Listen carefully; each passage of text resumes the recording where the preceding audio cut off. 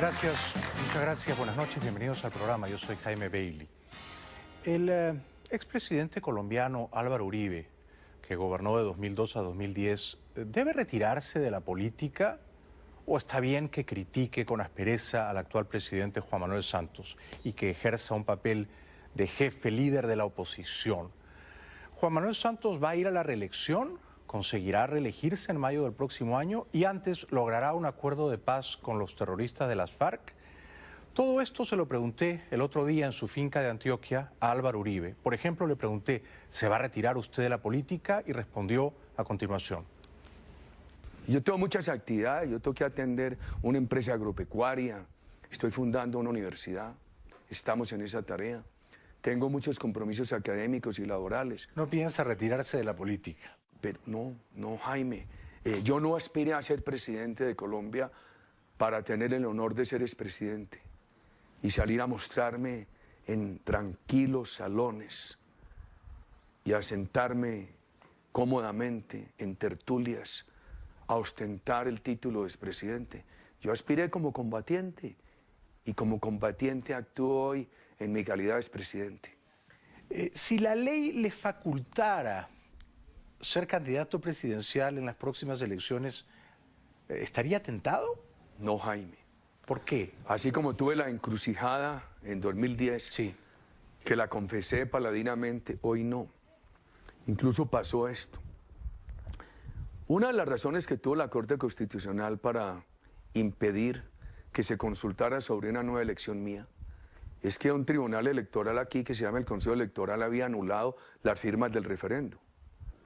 Pero esa decisión la revocó ahora el Consejo de Estado. Entonces, un periodista me preguntó, ¿revocada esa decisión abren el espacio para que usted pida revisar la sentencia de la Corte Constitucional? Y de ninguna manera. ¿Por qué? Por lo siguiente, porque estoy en una etapa de la vida comprometido con la defensa exclusiva de unas políticas, promoviendo unos liderazgos de personas en quienes creo que pueden conducir bien esas políticas, promoviendo su integración con el pueblo colombiano.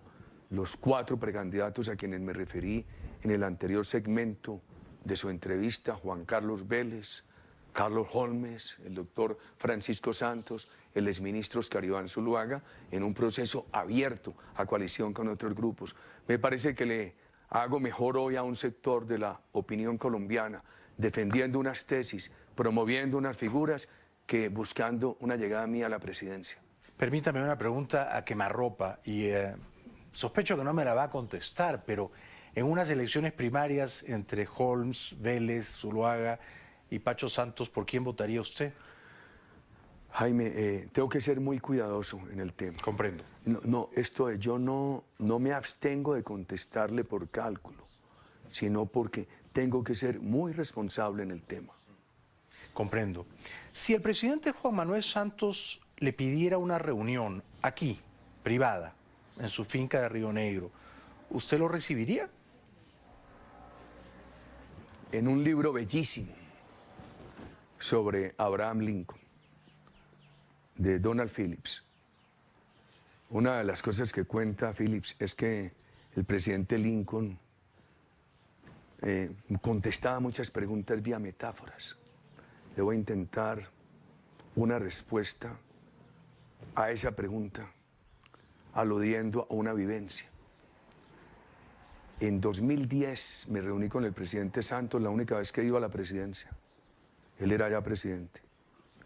Le dije, presidente, ¿por qué en la ley de víctimas van a poner a los militares en el mismo nivel de los paramilitares y de las guerrillas? ¿Por qué los militares en el mismo nivel de los terroristas? Usted cuando era ministro de Defensa, él fue ministro de Defensa 3 años, de los 8 de nuestro gobierno. El ministerio se opuso a eso. Me contestó, es que ya cambié. Y no hubo explicación. Es que ya cambié. Y no hubo explicación. En otra oportunidad le pregunté, presidente, este país lleva muy poquito tiempo en las pantallas de destinos de inversión. ¿Por qué están quitando los estímulos que nosotros introdujimos, no a la riqueza, sino a la inversión? Y me dijo, es que ya no se necesitan. Entonces, cuando yo he reclamado por qué el diálogo con la FARC sin exigir la condición del cese de actividades criminales. ¿Por qué la oferta de impunidad? La única respuesta que me dan es manipular medios de comunicación para que digan que yo intenté hacer lo mismo. O sea que es un gobierno cuyas respuestas desorientan. Entonces, cuando uno no sabe qué hay en la mente del interlocutor, uno pierde la confianza para el diálogo con él.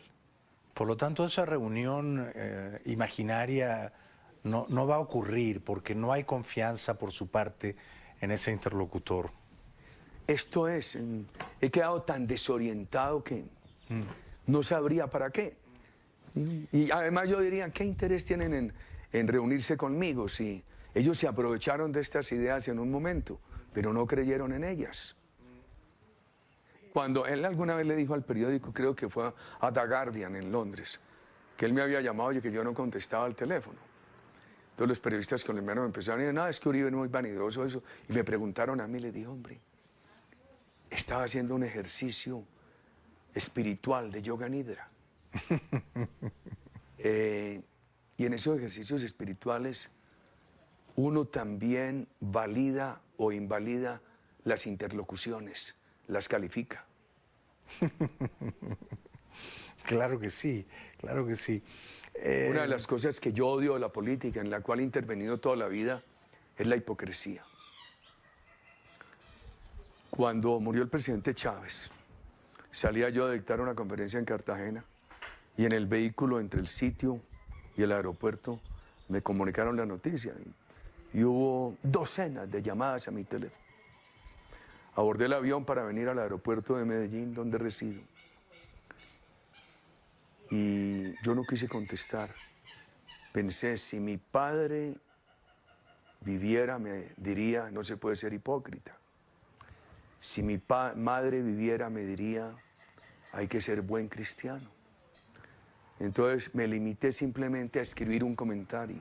¿Qué escribió? A los designios de Dios, respeto. Yo creo que aquí hay que, frente al presidente Santos, yo tengo que tener dos cosas. Primero, no ser hipócrita por salvar apariencias en la política. Y segundo, respetar las ideas que lo eligieron a él y que yo sigo defendiendo.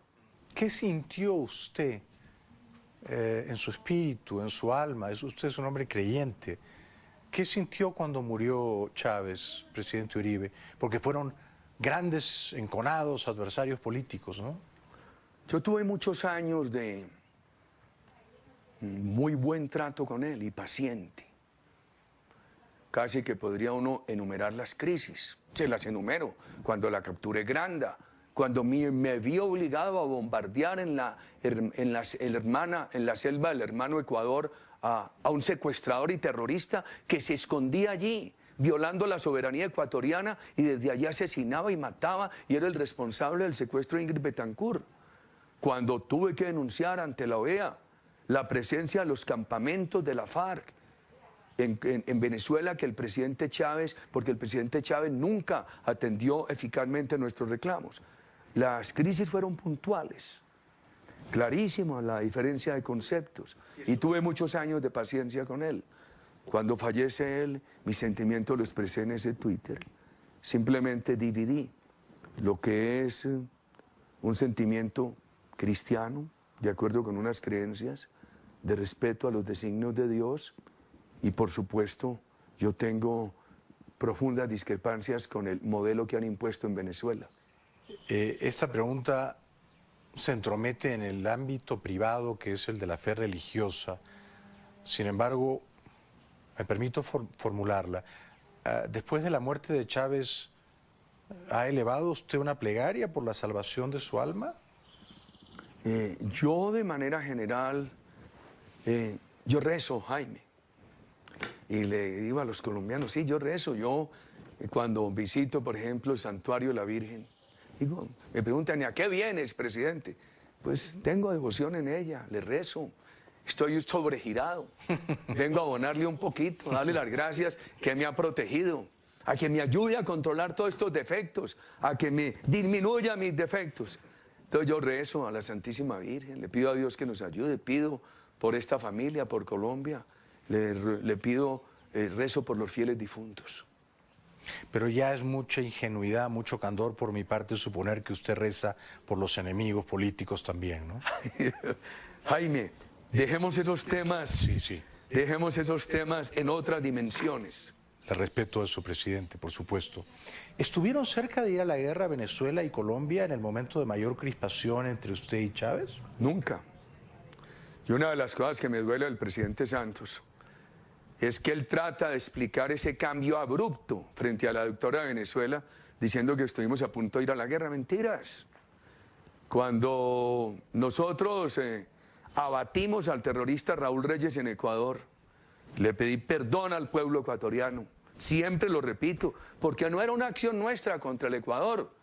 No, Era contra un terrorista que desde allí controlaba secuestros como el de Ingrid Betancourt, muchos oficiales de las Fuerzas Armadas de Colombia, muchos civiles. Desde allí nos asesinaba a los colombianos que estaban en el lado colombiano de la frontera erradicando drogas ilícitas. Era una operación legítima. Recordemos que cuando el presidente Obama tiene que liquidar, dar de baja a Bin Laden, invade un país extranjero como Pakistán. Y nosotros disparamos, a diferencia de lo que ocurrió en Pakistán, nosotros disparamos desde el espacio aéreo colombiano. Ajá. Es una diferencia bien importante. Lo es.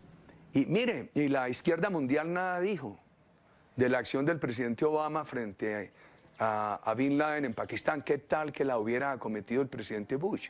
Así mismo. Eso da para preguntarse por qué se juzga los hechos de manera diferente de acuerdo con la orientación política del actor. Pero en ese momento de ese inevitable abatimiento del terrorista colombiano que se protegía en la selva ecuatoriana, el presidente Chávez dice que va a mover la tropa venezolana a la frontera. Nosotros hacemos caso omiso. Nunca tuvimos actitud de guerra. Y nunca. Y el presidente Santos, que sabe que eso no es así, que no movimos la tropa, que no hubo actitud de guerra, que nuestra lucha no era contra el gobierno de Chávez, no era contra Venezuela, era contra el terrorismo. El presidente Santos, que sabe que nunca hubo actitud de guerra, decir ahora que estábamos al borde de la guerra, falso, de toda falsedad. Presidente Uribe, de todos los líderes políticos que ha conocido usted, que ha frecuentado, algunos afines políticamente a usted y otros agrios contendores, ¿no? Como Chávez. ¿Quién es el que más lo ha impresionado? ¿Quién es el que ha dejado una huella más profunda en usted, como político, como intelectual, como... Ayúdeme usted citando casos, a ver qué reacción puedo tener yo. ¿Qué nombres se le ocurren? ¿Qué nombres le pasan por su cabeza? Por ejemplo, de los presidentes de Estados Unidos, Bush, antes Clinton, luego Obama. Yo a ninguno de ellos conocía antes de ser yo presidente. El presidente Bush, totalmente espontáneo, de 2 palabras, firme, nos ayudó plenamente, con toda la confianza en nosotros. Se entendían muy bien ustedes, ¿verdad? Y yo nunca lo conocía antes, yo creo que nos entendíamos por... Pero hombre de campo como usted.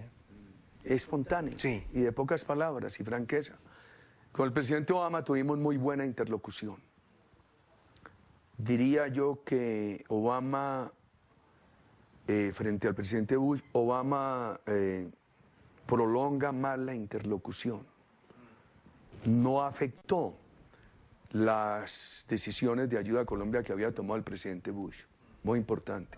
Incluso el acuerdo de seguridad que habíamos empezado a negociar con el presidente Bush, lo firmamos con el presidente Obama. Y uno de los grandes propulsores de ese acuerdo fue el doctor Juan Manuel Santos, hoy presidente de Colombia. Y el presidente Santos llegó a la presidencia y dejó que lo archivaran. Increíble, increíble.